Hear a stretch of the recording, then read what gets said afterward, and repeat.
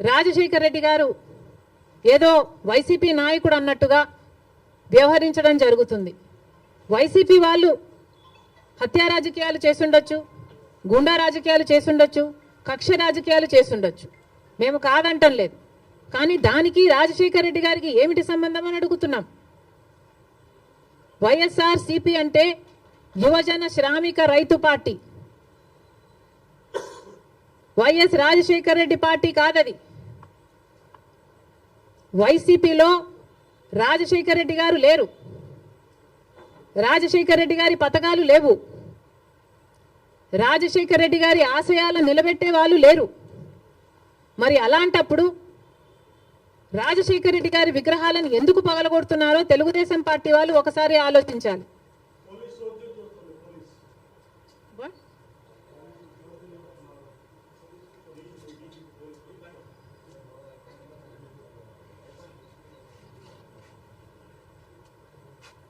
రాజశేఖర్ రెడ్డి గారిని, ఆయన ఆశయాలని నిలబెట్టే వాళ్ళే అయితే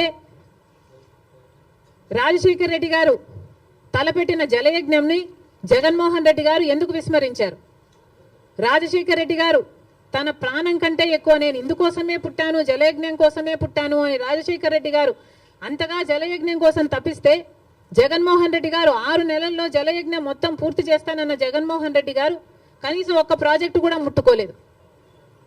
మరి వైసీపీలో రాజశేఖర్ రెడ్డి గారు ఉన్నారో లేదో ఆలోచన చేసుకోవాలి. రాజశేఖర్ రెడ్డి గారి ఎంతో ఇష్టమైన ఫీజు రీయింబర్స్మెంట్, ఇలాంటి పథకాలకు కూడా వైసీపీ ఈ రోజు వరకు కూడా అధికారంలోంచి దిగిపోయే రోజు వరకు కూడా 4,000 కోట్లు బాకీ పడింది. చిక్కీలకు, స్కూల్ యూనిఫాములకు, ఆఖరికి కోడిగుడ్లకు కూడా బిల్లులు కట్టలేదట. మరి అలాంటప్పుడు రాజశేఖర్ రెడ్డి గారి ఆశయాలను నిలబెట్టే పార్టీ వైసీపీ పార్టీ అని ఎందుకు అనుకుంటున్నారు? అది కాదు కాబట్టే ఈరోజు ప్రజలు వైసీపీకి అంత బుద్ధి చెప్పారు, గోతి తీసి పాతి పెట్టడం జరిగింది. మళ్ళీ చెప్తున్నాం, వైసీపీ అంటే యువజన శ్రామిక రైతు పార్టీ, వైఎస్ఆర్ పార్టీ కానే కాదు. రాజశేఖర్ రెడ్డి గారికి వైసీపీ పార్టీకి అసలు సంబంధమే లేదు. రాజశేఖర్ రెడ్డి గారు is a tall leader of the Congress party. Congress party ముఖ్యమంత్రిగా 2 సార్లు కాంగ్రెస్ పార్టీని రాష్ట్రంలోనే కాకుండా దేశంలో కూడా అధికారంలోకి తీసుకొచ్చిన గొప్ప నాయకుడు రాజశేఖర్ రెడ్డి గారు. రాజశేఖర్ రెడ్డి గారు is a Congress man. He lived a Congress man and he died a Congress man. He was faithful to the Congress party, and as much as he was faithful to the Congress party was also faithful to Rajasekhar Reddy గారు. And 2 సార్లు ముఖ్యమంత్రిని చేసింది రాజశేఖర్ రెడ్డి గారి కోరిక మేరకు. రుణమాఫీ అయితేనేమి, ఉపాధి హామీ పథకం అయితేనేమి, ఇలాంటివి ఎన్నో రాజశేఖర్ రెడ్డి గారి ద్వారా కాంగ్రెస్ పార్టీ ఆంధ్ర రాష్ట్రంలో అమలు చేయగలిగింది.